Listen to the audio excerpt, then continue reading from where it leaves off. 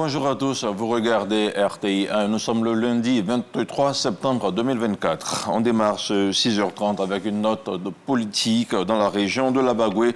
Les cadres du RHDP s'organisent. Ils ont échangé récemment sur la vitalité de leur formation politique. Le coordonnateur principal de la région, Bruno Nabagné-Kone, exhorte les leaders de base aux efforts pour la réussite de l'opération e-militant. Il a aussi appelé les militants à s'enrôler sur la liste électorales. Les précisions de Charles Tatou. Pas de répit pour le coordonnateur principal de la coordination du RHDP de la région de la Bagoué. Pendant les week-ends, soucieux de la réussite de l'opération e-militant de sa formation politique dans sa région. Bruno Nabagné-Kone multiplie les rencontres avec les leaders des sections de base du RHDP de la Bagoué. Objectif, se rendre compte du bon déroulement de cette opération. Non, sans lancer un appel aux militants de la Bagoué pour leur enrôlement sur les listes électorales afin d'accomplir leur devoir civique à la présidentielle de 2025 pour la victoire du RHDP. Nous avons tenu à faire cette réunion avec tous les responsables de terrain du RHDP de la région de la Bagoué pour les mettre spécialement au travail sur les questions qui sont les plus importantes aujourd'hui à nos yeux et faire en sorte que nos bases de militants aillent rechercher tout le surplus dont nous avons besoin pour afficher le meilleur résultat possible au niveau national. Les leaders de base de la Bagoué plus que galvanisés après la rencontre. Il nous a expliqué comment arriver à un fichier e-militant parfait et comment nous pouvons maîtriser les différentes étapes de l'enrôlement. Il faut dire que sur le terrain, nous allons travailler, nous allons nous battre pour vraiment atteindre l'objectif qui est recherché par le président de la République. La région de la Bagoué enregistre 341 sections de base du RHDP. Les leaders de ces sections de base et les membres de leurs différents bureaux, déjà déclarés militants actifs, déploient des stratégies sur le terrain afin de pêcher des personnes encore libres et des sympathisants pour leur adhésion à leur famille politique. Toujours en politique, le Forum des femmes des partis politiques a tenu récemment sa première conférence. Les réflexions portées sur la participation de celle-ci à la vie politique de la nation ivoirienne. Des femmes qui entendent investir le terrain en vue de sensibiliser sur des élections apaisées en 2025. Un pan de la rencontre a été dédié à l'autonomisation de la femme. Frédéric Oulaï, Herman Guibé. Une conférence du Forum des femmes des partis politiques de Côte d'Ivoire, la première du genre, qui regroupe toutes les femmes de tous les partis, dont le RHDP, le FPI, le PPACI, ainsi que d'autres formations depuis la création de cette organisation féminine. Présidée par Massanjé Chérif, cette conférence entend se prononcer sur la participation de la femme politique dans les futures échéances électorales. Nous commençons déjà à préparer les esprits de nos femmes à aller à des élections apaisées. Nous allons sillonner à travers tout le pays pour parler à nos enfants, parler à nos maris, parler à nos sœurs. Il faut que 2025 soit des élections différentes des précédentes. Si elles veulent s'engager dans le jeu politique en Côte d'Ivoire, les femmes doivent désormais faire preuve de détermination, de conviction et de solidarité. Si tu veux faire de la politique, tu la fais réellement et tu t'engages pour... N'attends pas qu'on vienne te tirer la main pour en faire. Autant les hommes le font de façon libre, autant les femmes devraient en faire. Le conférencier du jour, le coordonnateur adjoint RHDP de Cocody, Célestin Koala, s'est saisi de l'occasion pour rappeler l'engagement du président de la République Alassane Ouattara à l'égard des femmes. C'était l'opportunité, l'occasion de leur rappeler toutes les actions que son Excellence, Monsieur le Président de la République, a déjà menées en faveur des femmes à travers la loi de septembre 2015, la loi d'octobre 2019, n'est-ce pas, les lois qui stipulent que sur les listes des partis politiques, il faut qu'il y ait au moins 30% de candidates femmes. Des lois également qui obligent, n'est-ce pas, les familles, les parents à scolariser tous les enfants, sans exception, que ce soit des filles ou que ce soit des garçons. Les femmes issues des partis politiques entendent s'afficher comme pièce maîtresse du développement de la Côte d'Ivoire. Autre chose à présent, 6 mois durant, 33 officiers ivoiriens et étrangers ont bénéficié d'une formation au 7e cours d'état-major de la gendarmerie nationale. Des officiers qui ont été instruits à prendre la pleine mesure de leur capacité à diriger des unités de commandement. Des mains du général de corps d'armée Alexandre Apalo Touré, ils ont reçu leur parchemin. On retrouve encore une fois Frédéric Olaï et Herman Guibet. École de gendarmerie d'Abidjan. Fin de formation pour ces 33 officiers stagiaires du 7e cours d'état-major de gendarmerie, 19 Ivoiriens et 14 étrangers venus des pays d'Afrique de l'Ouest et de l'Afrique centrale reçoivent leur diplôme à l'issue de 6 mois de formation. Vous pouvez être fiers des progrès réalisés individuellement et collectivement, car vous n'avez pas été avare dans l'effort. Cette remise d'attestation par le général de corps d'armée Alexandre Apalo Touré, commandant supérieur de la gendarmerie nationale, illustre la rigueur, l'excellence de la formation dispensée au 7e corps d'état-major de gendarmerie. Notre participation à cette formation, aux côtés de nos homologues ivoiriennes, s'est déroulée de manière très structurée, avec un accent particulier sur l'apprentissage collaboratif matérialisé par divers échanges constructifs. Le général de corps d'armée Alexandre Apalo Touré, commandant supérieur de la gendarmerie nationale, appelle ses auditeurs militaires à être les garants des institutions de la République et les vecteurs de protection pour les populations. Instruisez-vous continuellement et soyez engagés pour instruire vos collaborateurs. Vous devez les mettre dans une situation physique, mentale, intellectuelle et morale, de sorte qu'ils soient capables de bien utiliser la connaissance qu'ils ont.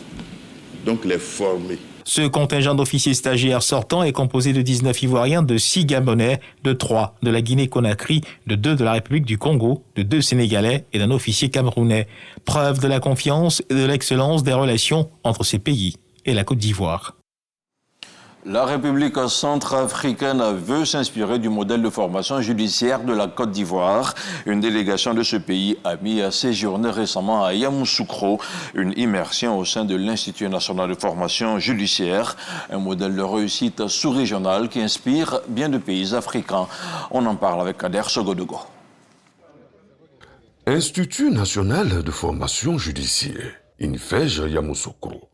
La République de Centrafrique est intéressée par les bonnes pratiques de ce pôle de formation du personnel de justice en Côte d'Ivoire. Elle y a dépêché une délégation composée du magistrat, agent judiciaire de l'État, des responsables de son école nationale d'administration et de la magistrature et ceux du Bureau international des stupéfiants et de l'application de la loi. On a fait la visite. Et ça permet vraiment de mettre les élèves dans de bonnes conditions pour leur permettre de suivre leur formation. Et c'est vraiment un très bel exemple à suivre. Et nous sommes là justement pour pouvoir développer cette coopération, ce partenariat, pour pouvoir permettre à ce que des relations sud-sud s'établissent afin de nous aider réciproquement. Une démarche qui enchante la Côte d'Ivoire. Le directeur général de l'INFEJ s'en réjouit. Nous espérons donc que ce voyage d'études en Côte d'Ivoire vous apportera les satisfactions que vous êtes légitimement en droit d'en attendre. Pour sa part, l'Institut national de formation judiciaire de Côte d'Ivoire, fort de sa modeste expérience en matière de formation judiciaire, se tient à votre disposition pour vous partager son expérience de la formation judiciaire et essayer de satisfaire vos attentes. Présentation des différentes écoles de l'Institut national de formation judiciaire, INFEJ, son fonctionnement, le mode de recrutement, la formation seront autant de sujets abordés durant cette visite. Dans le milieu de l'éducation nationale, la suppression des frais annexes est une réalité depuis la rentrée scolaire 2023-2024. Pour joindre l'acte à la parole, le gouvernement avait alors reversé la somme de 18 milliards de francs CFA aux établissements scolaires publics du pays. Cette année encore, ce sont plus de 18 milliards de nos francs qui ont été alloués aux 12 628 COGES du pays. Malgré tous ces efforts, certains établissements continuent d'en d'enfreindre à la loi. Les établissements de plus en plus dénoncés par des parents d'élèves. Le constat de Sephora Zegui. La rentrée scolaire 2024-2025 bat son plein. Si certains enfants ont rejoint leur salle de cours, d'autres sont encore à la traîne du fait des difficultés financières de leurs parents. Dans cette grande surface, cette mère de famille remet en cause les frais annexes pourtant supprimés par le chef de l'État l'année dernière. L'école de l'enfant là, ce qu'on demande là, c'est trop. Nous-mêmes, on est dépassés. On demande d'envoyer Omo, on demande d'envoyer Javel, d'envoyer papier hygiénique. Pour corroborer ces propos, nous nous rendons dans la commune de Yopougon au quartier Niangon Sud à droite, au groupe scolaire Coprime 1 et 2.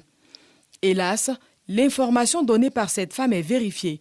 33 000 francs CFA, c'est le montant que devra débourser un parent pour donner la chance à son enfant d'être scolarisé dans ce groupe scolaire public. Nous en voulons pour preuve cet audio d'un échange enregistré entre nous et la directrice de l'école. On m'a dit ici c'était pas cher, donc vraiment, je suis venue négocier pour que vous le preniez. Non, dites-moi c'est combien, je sais pas. C'est peu de 33 000.